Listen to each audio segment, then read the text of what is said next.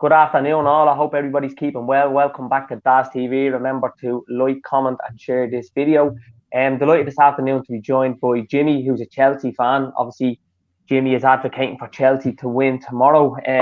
Chelsea are going for the sixth League Cup at Wembley. And Kev O'Sullivan from the LFC Day Trippers, Kev, who's a regular on the YouTube scene now. He's doing nearly every night I see it on a Kev.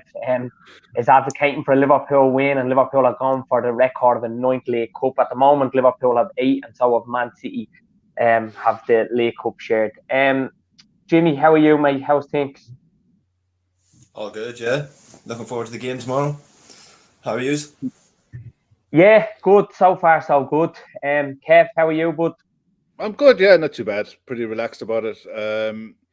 I was up. We were on during the week, and we had Joe Wyman on, and we were talking about the Leeds game. And I said at the time, all that mattered to me was the 3 points against Leeds.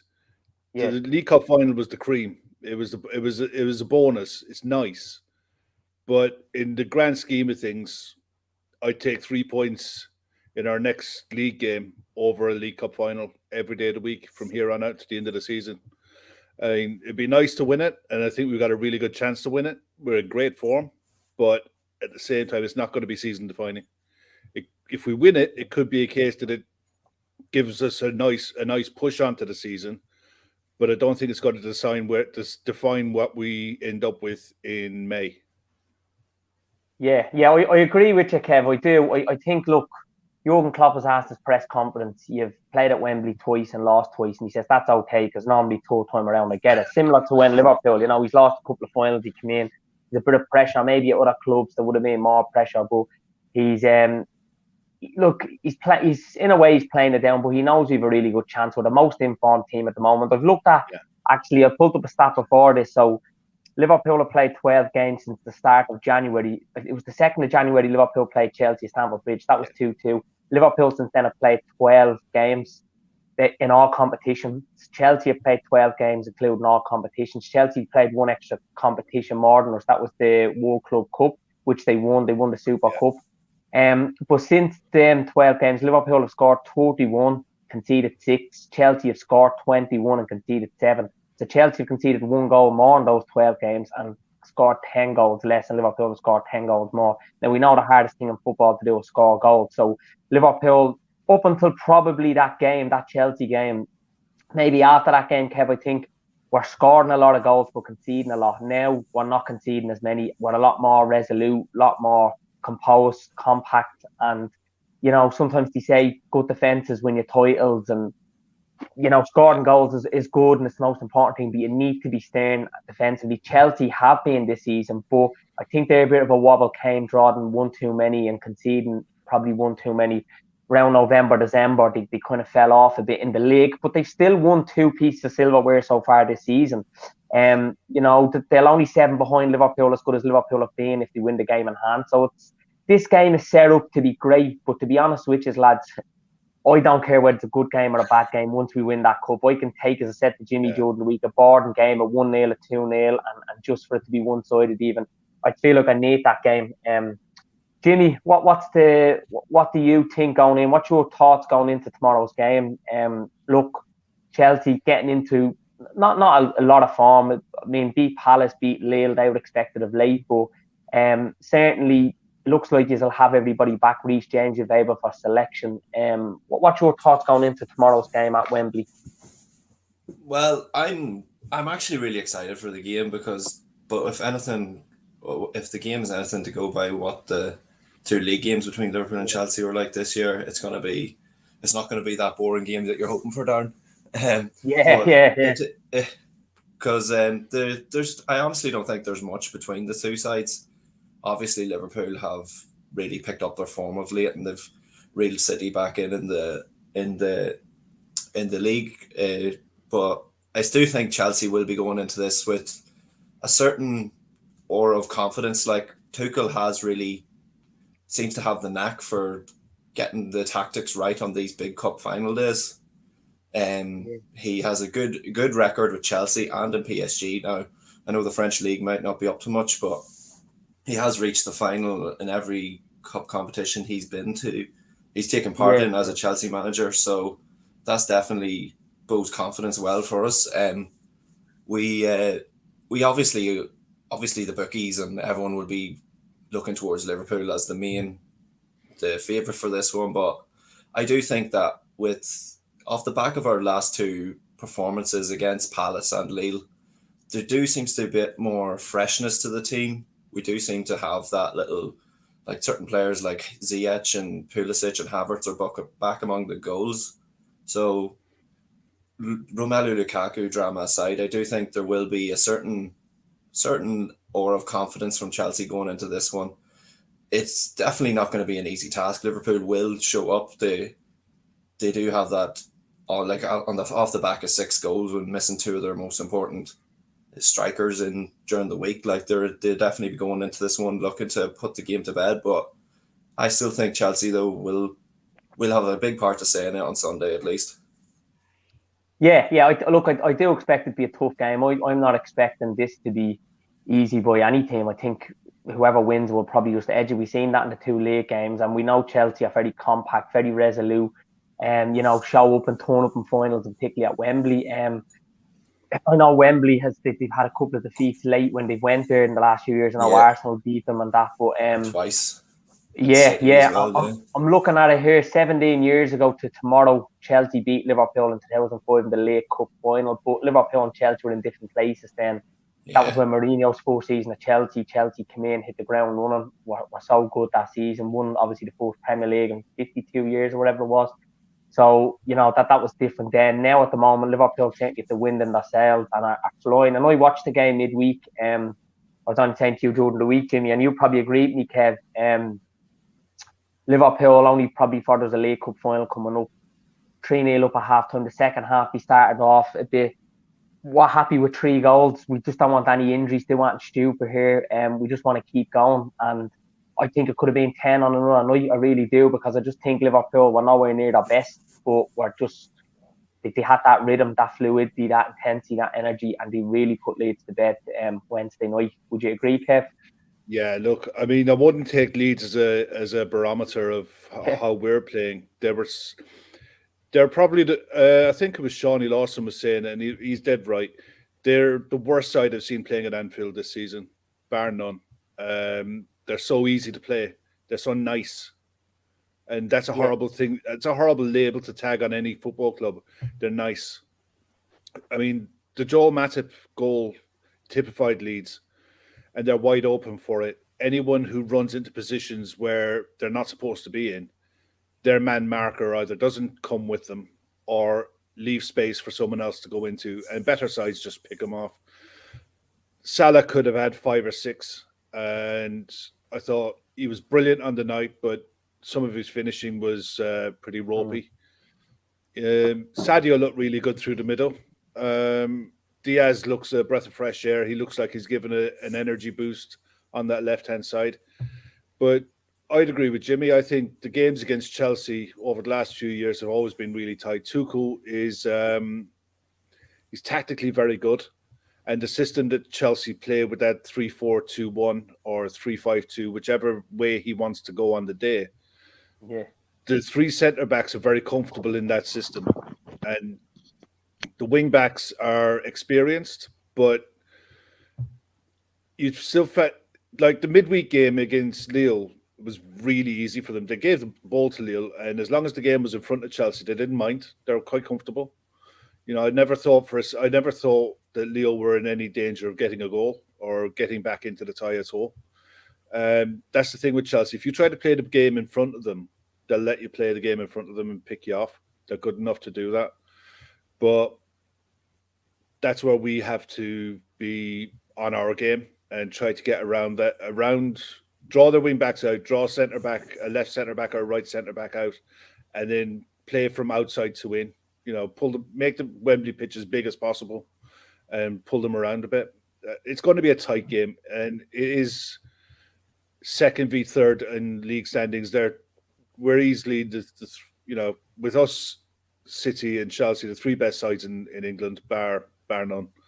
Where it is a case of mind the gap to the rest of them, because there is a big gap. And Chelsea deserved winners of the Club World Cup. I've seen that derided in the weeks leading up to it and while they were away. It's an absolute nonsense because to get into that competition, look at what you got to do to get there. It's a hell of an achievement to be even there and to win it. And it's a right feather in the cap for the club, and they should rightly brag about it. We did when we won it. It was a fantastic achievement for us. But on the day, halfway through a season as well, Kev. You're going the other side of the world, so and Palmeiras were a good side. They really gave to Chelsea on the night and could have won themselves. Yeah, I mean the difference when we came back. Remember our first game when we came back with Leicester. And people were thinking, well, will the travelling have affected them? Will the extra games have affected them? The extra time we had to play? And we came back and we absolutely stuffed Leicester. And we looked good doing it. And then that was where we won the title, really. We went 14 points that night ahead of Leicester. They were second, and we dismantled them in every shape and form. I think Chelsea have a problem scoring goals.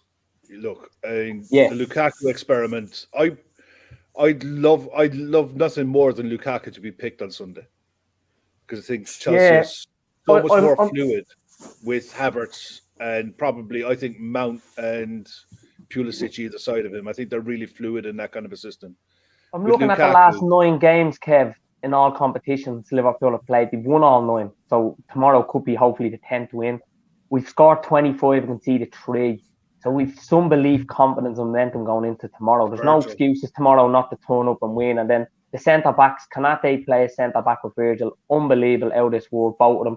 Then Matip comes in and he even does better when you don't think he can. And the both of them with Van Dijk there, whoever he's playing centre-back with Konate or Matip, it doesn't really matter. Because maybe you'd probably prefer Matip with just that bit more experience and composure, because Konate is still very young. He's only 22. Matip is obviously very experienced. But the centre-backs in the last 9 games, I would say, have been really, really good. World class, I'd say. And Matip has been getting assists. He's got a goal. Virgil's getting goals, assists. But they just look so composed. And they look a bit untouchable at the moment, But 3 goals to concede in 9 games where, some of them we've no Salah, no Mane, no Thiago, no Keita. We've done the biggest squad to have a few of them. So we've done really well. So tomorrow, my thoughts going in are, I don't see anything else in Liverpool win, but I know it's the final form goes out the window. I know it's all the day, and I know how good, and obviously respect Chelsea for what they've done. So, anything can happen on the day, I know. But from my point of view and Liverpool's fan point of view, I think we should do it tomorrow. But I do think it's going to be tough, and it's a final. You never know. Things change quickly in football as well. I know. Yeah, they've had a tough run to the final, in fairness to them. They played Villa, Southampton, Brentford, Spurs. So it's a Premier League run all the way through. They've needed penalties twice to get to the latter stages. We've needed them once. But they haven't been conceding many. And that's the thing with Chelsea. If you get chances, you have to take them. The way we go about our business is going to have to be really, really sharp up front. And we're going to have to be totally and utterly committed to the high line. And I think that's what's brought the best out of us in recent weeks. The high line has been impeccable, and it doesn't matter who the pairing is at centre back. It doesn't matter if Tsimikas comes in at left back. They all read the line really well, and the communication is fantastic. And you have to commit to it 100%. If you don't, you'll get blown away by good sides. But so far, so good. We've been really good with it. Rudsey throws in a shout there. If it makes you feel better, Kev, my dad's a blue, so you won't be suffering alone. Klopp Talk TV couldn't make her on today. No bother, he's with his dad at place, but to come on, you Reds. Mitchell Balson, it's dragging its heels. I've been ready since the full-time whistle against Leeds, and that game during the week, I think, done as well to keep that fluidity and rhythm, as Klopp always mentions. Jimmy, Kev says he'd be happy enough to see Lukaku start tomorrow. Obviously, I think you want Lukaku to start there, or what do you think of the whole thing with Lukaku? Because the last time you were on, it was around Christmas. We were all off for COVID there at the end of December, and it was Liverpool and Chelsea coming up. I think you predicted 1-1, and we'd stay on the Redmen TV. He said he thought maybe Liverpool would win it. We were 2-0 up. Disappointing, really. We let Chelsea back to 2-2, but it was a really good game, no doubt about it. That's probably been the only negative result since the start of the new year. So it's not a bad result going to Stamford Bridge and Trawden, but it was just the timing of it. And we could have capitalised. a lot of stuff's come out about Lukaku since then. Obviously done I think was it the Italian Sky, he gave interviews and that too, and there was a bit of criticism, but he's back, he's playing. Chelsea are back, obviously winning, have won two trophies since then. What do you make of it all? It's funny because the last time I was on here looking ahead to the Chelsea-Liverpool game, it was just off the back of that interview with Sky in Italy, and now he's back in the headlines again with what was it, 7 touches he had against Palace, a record for from the Premier League. So yeah, he's never far from the headlines. I don't personally. I agree with Kev. I wouldn't. Well, not that I agree with Kev, but like I wouldn't want Lukaku to start either. He's definitely it's not working for him at the minute, and if the Lille performance is anything to go by, Kai Havertz has to play up front. I go with a front three of Havertz and Ziyech and Pulisic, because Pulisic had a good game in that game at Stamford Bridge at the start of January. He scored the equalising goal just before halftime, and his energy and sort of form of recently has looked a lot better. It's something that a lot of the Chelsea forward players have been lacking. I don't know, like he just, whatever way that Tuchel has set his team up, it doesn't look as though they're playing to his strengths. Lukaku is like, he flourished under Antonio Conte and Jose Mourinho and United and Inter, playing this more direct football, playing into the channels, playing direct long high balls, playing to his strengths. Whereas Chelsea under Tuchel have predominantly been a possession-based side. They build up slow from the back. They do percentage passes. They play it out left, right. Jorginho controls the tempo of the game along with Kovacic in midfield.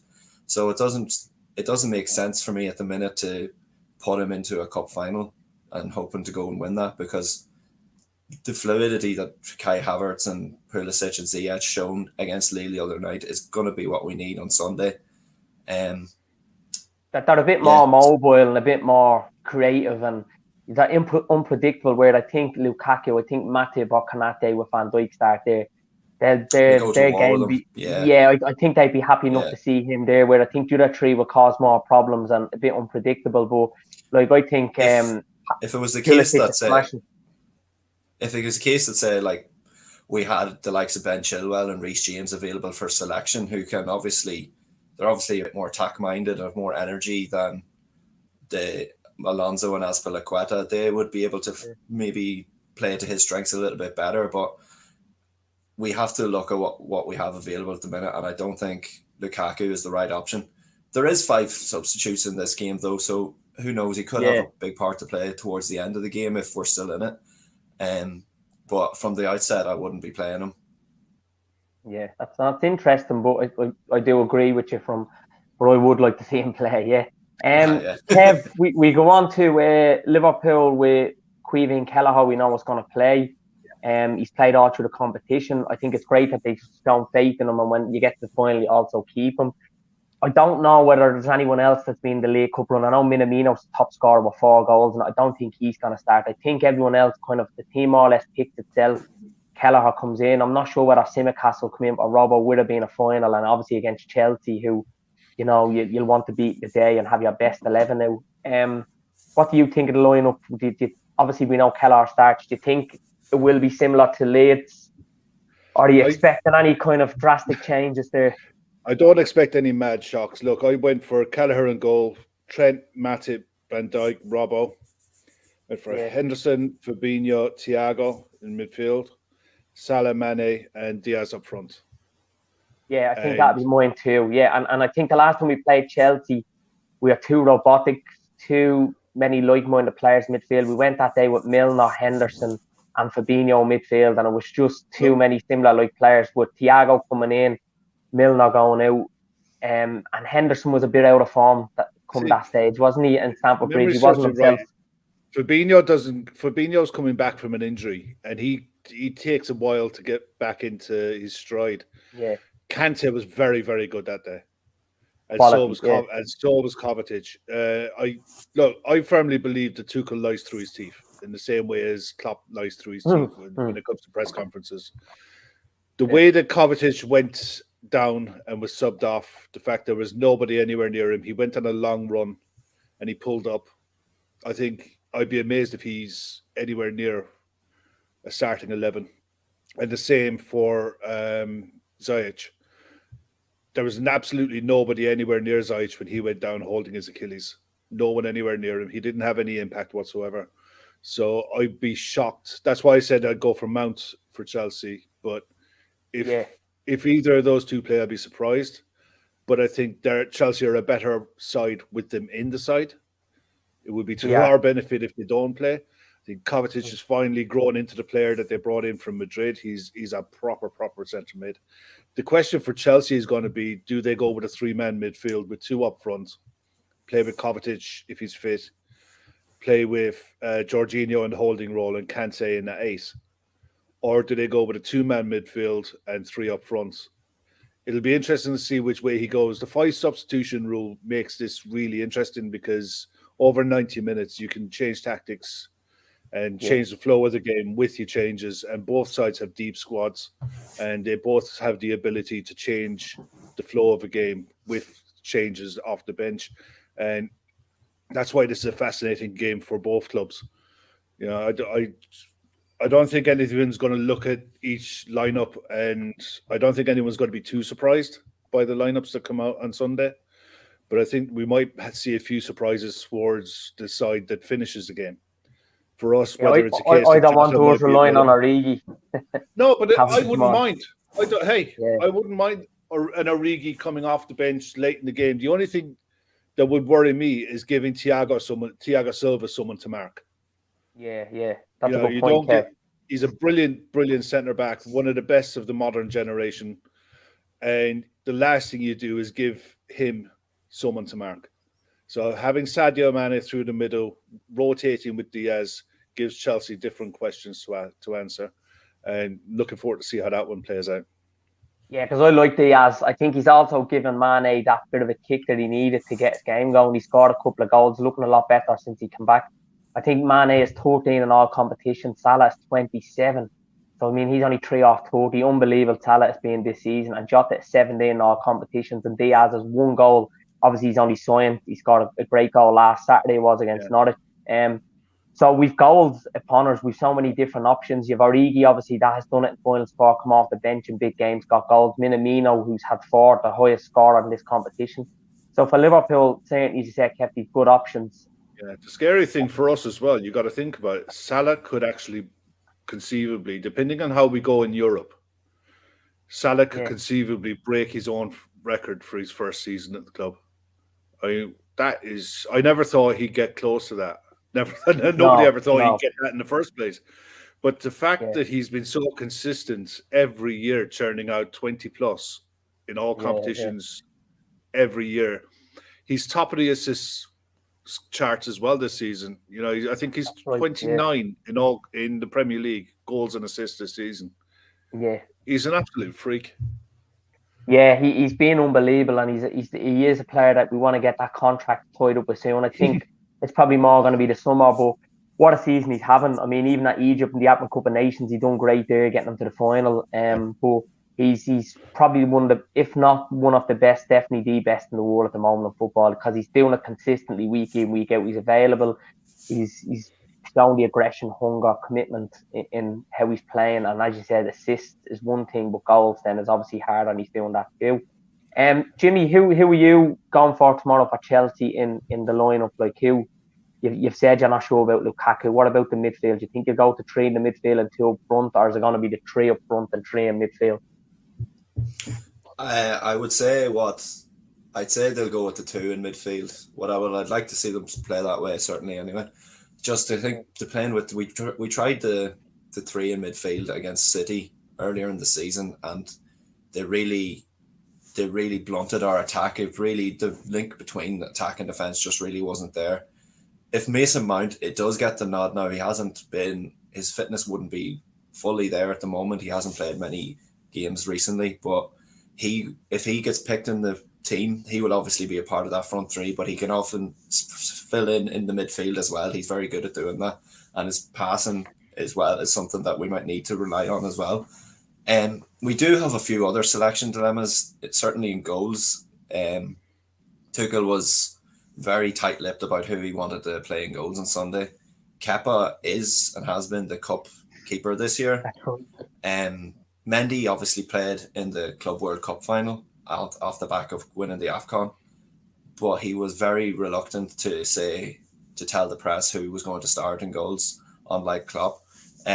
He, in fairness to Kepa, he is a good penalty saver. So if it does come down to penalties on the night, it might well be a good choice to go with Kepa in the end. But personally, the back five picks itself. It's going to be Azpilicueta, Christensen, Silva, Rudiger, and Alonso. Midfield, Kante is sure to start. Jorginho might play just off the back of Kovacic's injury in recent games. And then up front, Ziyech, Havertz, and Christian Pulisic. Yeah, strong. It would be strong. And you think Kepa in goal or Mendy? Did you say? I think he'll go with Kepa. I just think he owes it to him. If he drops. Yeah. Kepa played in the semi-final of the World Cup, and he had a great performance. He kept out a few good shots towards the end of that game, and I think it would be very, very unfair to him to drop him for this final as well. I think Kepa, his standing as a goalkeeper has been significantly raised by this season. He has looked a lot better, looked like the player that Chelsea bought in for 80 million a couple of seasons ago. And he could be in line for redemption, because certainly the last time he played in the League Cup final was that infamous time when he refused to come off as a substitute. So sorry. Yeah. I remember that. And he'll have learned from that. If it goes to penalties, obviously Chelsea will want Kepa in goal too, I think, over Mendy. Liverpool have went to far too many penalty shootouts at Wembley, but I'm hoping it doesn't go to record in pens, though. Kelleher's decent. I think Kelleher's I'm going to back him anyway because he's a Cork man, but he's very underrated by a lot of other clubs. For me, I think his calmness and his quality on the ball is very, very good. Nothing seems to faze him. Even if he makes a mistake, it doesn't faze him. A lot of keepers, we were chatting last night with Chris, and one of the first games Chris took his daughter to was the 5-5 with Arsenal. And he said, and Kelleher was in goal that night, and he was absolutely atrocious. And he was, 17, something like that, 17 or 18? Yeah, he's only a young player. Yeah. Games like that can ruin a player. And it just hasn't with him. He just took it in his stride and carried on working, and on he goes. You have to back your number twos. The cup competitions are, because you never know when you're going to need them. And if you want to have a decent quality, a decent standard of number two keeper, you have to give them assurances. And if those assurances are that, look, you're going to be playing in the domestic cups, you have to play them in the domestic cups. I think Kepa wasn't helped by the price tag that he came in for. He's a good keeper. And what really hurt him was the fact that you knew that Frank Lampard didn't fancy him. And that set him back as well. But this season, for the games that I've seen him in, he's been confident and assured, and he's a very, very good keeper. The other side of it is, if you ever want to sell him, then you want to recoup as much of that money as possible, and you're not going to be able to do that by saying, "Yeah, well, you got us this far. We're going to bring the big boy in now." What does that say to a buying club? You don't do it. So I think Kepa will start. It drops the price a lot. You're right, Kev. And Chelsea will be thinking like that as well. Like, if you ever are to sell him, the more games he's had, the bit of a run he's been involved in, it'll be better for his value than if he's not playing at all. And touching on Kelleher as well, like Ruddy throws in there the comment, Kelleher was a striker under eights. That's why he's so good with his feet. He's very good with his feet. He's a very composed and assured keeper. But what I like about Kelleher is as well. He's very good in the air. Really good. In the air. You can tell he's a GA upbringing, like with the way he takes the ball in the air. He's very commanding in his box. He doesn't punch it that often, and he's learned that off Alisson as well. Like Alisson doesn't really punch unless he has to. He will take the ball into his hands. Mendy the same. Mendy's a very good keeper like that. He will take the ball when he can. It's something you don't see too often in modern football. Everything seems to be parried away and punch it and what have you, but seeing keepers catch the ball is so calming for the defenders around them, and it gives you another thing to think about for set pieces. You got to keep the ball away from not only from Virgil, you got to keep the ball away from Alisson as well. He doesn't make too many bangers. I think Kelleher is better with the ball at his feet when it comes back. He's more reassured and composed than Alisson. But then I do think Alisson, look, there's no doubt about it, he's a better keeper. That's why he's number one. You look at his assist last week for Salah's goal against Norwich. Ball comes from, throws it up. Salah, it was unbelievable for a keeper to make an assist. And he's done that a few times. One as well against United. Yeah, remember United's down to Salah. And he got the second goal, which won it. And I think we went 19 clear that day. So he's played big moments for us. Nice article on the 42 about Kelleher. Yeah, and the Anfield Wrap as well went to Ring Mahon Rovers this week or last week, and we're chatting to some of them down in Cork, some of the managers and people that's there, and everybody now that goes to that club wants to be the next Kelleher, he was saying. So the demand for people to join the club at underage stuff because of what he's done is huge, which is great. Yeah. Can't have been good with his feet if they stuck him in goal, Mitchell Baldwin says. There's always one. Ruddy, I feel a bit for Tacky. It's like when Mora helped get Spurs to the final versus us, which was 2019 Madrid, dropped him for an unfit Kane, and that's right because... God did it. Yeah, thank God he did. Yeah, but I don't see a Kev for you. I don't think Minamino comes in to start this. Not with the firepower of Salah, Mane and Diaz and how good they are, and together they look really good of late when they play it. Jota probably on the bench. Firmino we know misses out. I think Jota will just make it back. Could even miss out, but he's had some run of a season, Jota, hasn't he? He's in, especially in this League Cup against Arsenal. He's done it all on his own. He's been a revolution since he's come in. The way he came on against Leicester as well, and you could tell the way the players talked about the Leicester game after. They didn't they really took it personally, the chanting, the songs that were coming from the Leicester fans that night. And they gave it back to him in absolute spades. And you could tell the way Jota celebrated his goal, he was pumped right up for it. I don't know if he's going to be available, because when you listen to Pep Lijnders' press conference yesterday, he talked about him doing the basics, like he was running in straight lines, and he was starting to do runs with turns and stuff. I'm thinking, if that's all you're doing, if that's all you're doing now, then at best you might be on the bench, but I wouldn't be surprised if he's not involved. Hopefully, Pep Lijnders going to be a bit like Tuchel and Klopp, though, and he a little bit, he doesn't give much away. I was impressed with him. I was really impressed with his press. Talks really good, Pep Lijnders. Yeah, he does talk. He does talk well, and he talks in detail about all the games, all the players. He's very, very quick, very knowledgeable. So he's definitely going to be one to watch. Whether he gives management another go, or he becomes like a Brian Kidd type character, where he becomes the best number 2 in the world. You have. He's great to Klopp, and I remember Klopp often saying when he's won stuff, particularly the league.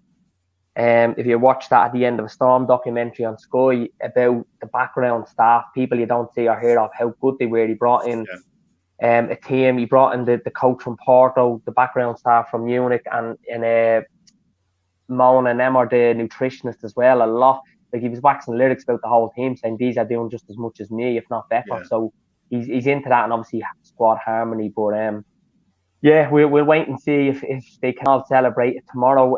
But look, it's Chelsea and hands going to be a big one. I'm looking here. Liverpool have went to penalties in the last 4 League Cups out of 5. The only one that we haven't is in 2003 when we beat United 2-0. That was the day where Gerrard and Owen scored against United, who were really in form, and it was a great win that day. I remember it. It was under Gerard Houllier. I remember back in school celebrating with a couple of lads that also support Liverpool. But that brings back memories of 2002-03 season in Cardiff. I think about 2 months ago we did a quiz on the League Cups, and I dug out my notes from that night. The lineup here for that game, that United game: we had Dudek, Stefan Hancho, Sami Hyypiä, Arne Riise, Carragher, Murphy, Hamann, Gerrard, Heskey, Diouf, and Owen. That was a starting lineup for us in the 2003 game.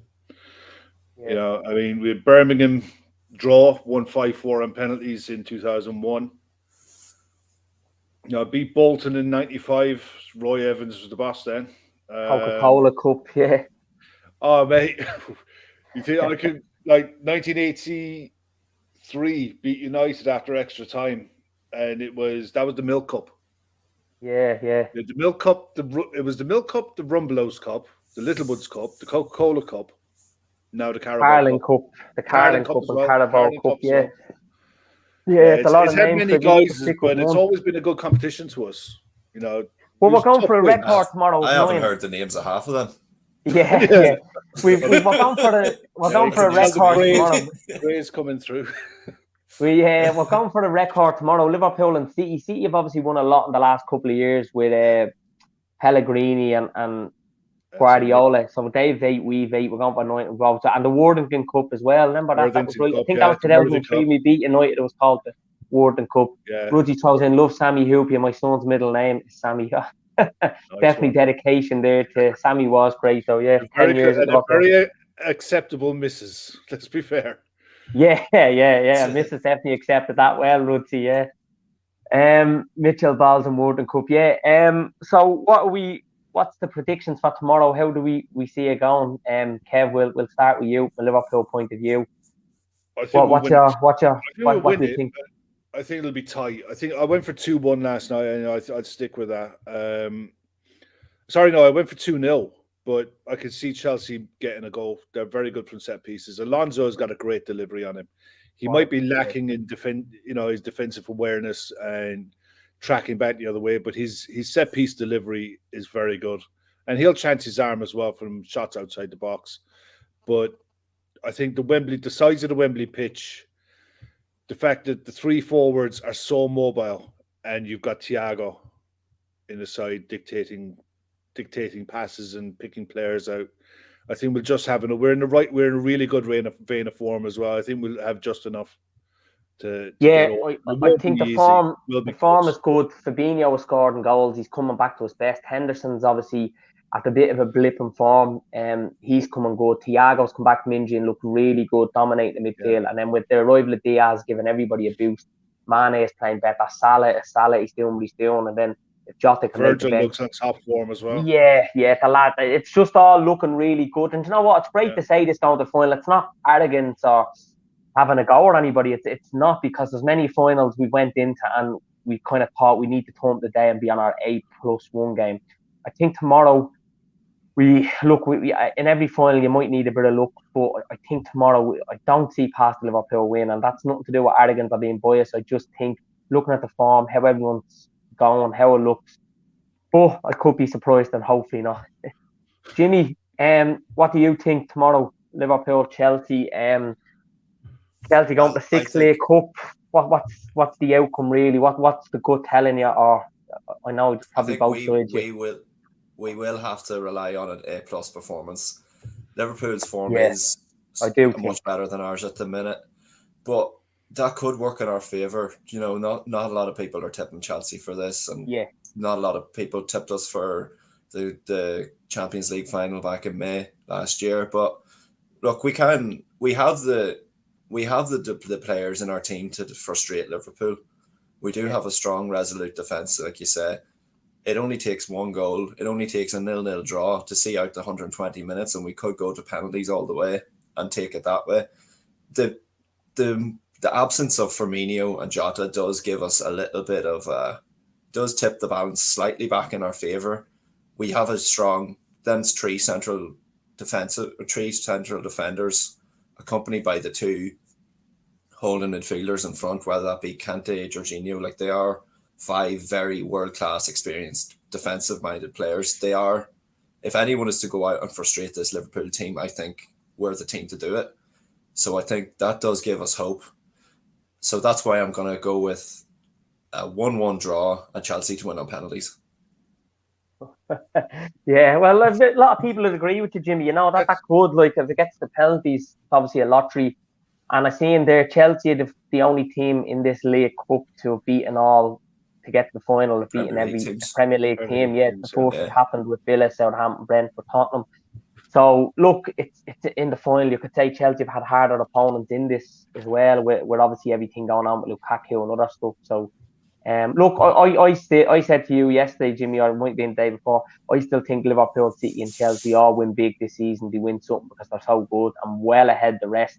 Liverpool, look, we're buzzing at the moment. It's the first time, and as long as I can ever remember, we're going into March potentially having a cup and still in 3 competitions and a real good chance of winning all 3. And we're 4 at the moment, so we're obviously high from that as well. But I do still think Chelsea will win something between now and the end of the season. I think City will, and we will. It's hopefully we can win this tomorrow. But as Kev said, tomorrow, it's not the biggest. We've bigger fish to fry this season with the Champions League. With a foot and a half into the quarters, I would say more than 1 foot, with 2-0 up against Inter, and then the league, we're hunting down City. There's no doubt about it. They're feeling a bit of pressure, and we've to play them in April. But it's a great title race all of a sudden. It really is. And and I always felt this season, and I felt, why do I think that City more or less had it won?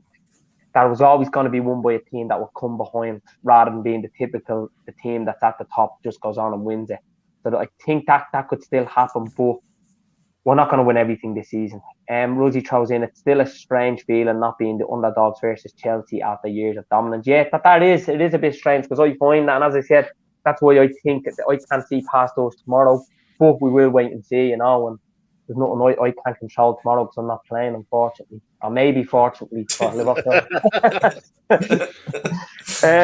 It's great to get you on, lads. And anyway, so Chelsea, Jimmy, you're going to go. I'm going to go for Liverpool to edge it 2-1, 3-2 maybe, just because it could be the type of game where there's just goals. There's going to be loads, similar to Stamford Bridge earlier in the season, where Chelsea both times this season have frustrated Liverpool. You're right there, Jimmy, in the 2 games. Maybe I'll go for something different, 3-2 to Liverpool. Kev's going to go with 2-1. You go Chelsea to win on penalties, we'll see. Whoever gets it right will get a point when we meet them eventually. But thanks for coming on, Kev. And anyway, it's great to get you on. And where can people find you, Kev? I know you're on Twitter.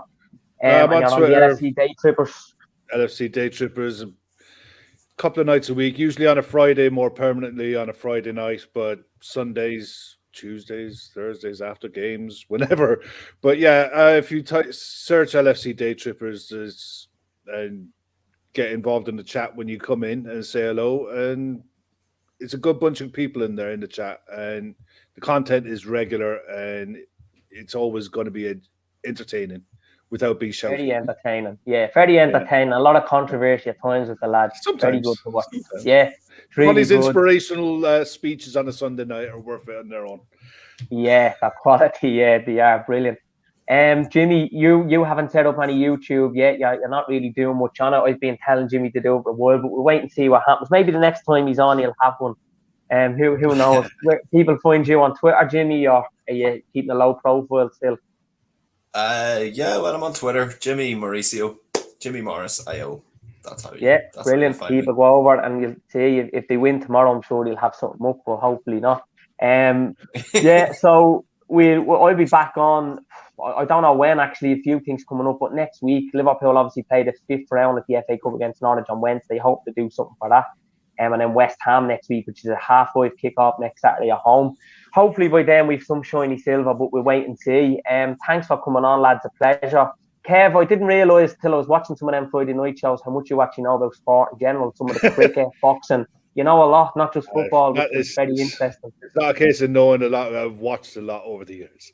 Yeah. In fairness, there's loads coming up actually today. When you got the football today, you've got boxing tonight, you've got the Six Nations on this weekend as well. UFC overnight. There's loads of stuff on. It's just a case of whatever piques your interest. But I'm looking forward to the new Formula One season and the Drive to Survive series from last year when it comes on Netflix. That's going to be a good watch. That'll be really good. Yeah, it's coming out. I think in the next couple of weeks, the new season will come out. But I've never really into Formula One, but I took to a lot of it this year, I have to say. And then I watched the. It's all changed. I was telling Jimmy the Verstappen and Hamilton, that was unbelievable. But it was great to watch it. I'd be a bit of an NBA fan now. Watch a bit of basketball and that. I think that's been brilliant. I seen the All Stars game last week, which was great. The highlights because it's not always on at a reasonable hour. I lived over there for a few years, so I got into watching a lot of the NBA stuff in the late 80s. So the Bulls were just about to start. You had domination was the Celtics and the Lakers with Larry Bird and Magic Johnson. You had the Detroit Pistons were really hot with Scottie Pippen, not Scottie Pippen, but Isaiah Thomas was in Detroit. But no, I dip in and out of more stuff. I'd be an expert on nothing, but pick up snippets here and there. I love watching cricket as well. GA, hurling, football, all of it. Doesn't matter what it is. Fair play to Kev. It's big dedication, and a lot of time goes into watching it and knowing what's going on. A very agreeable missus. Yeah. That's what we need to marry now. A very agreeable missus, Jimmy. That's what you have to get now. And hopefully Jimmy Morris one day will have Miss Agreeable. Gets him on all the YouTube and all the sports.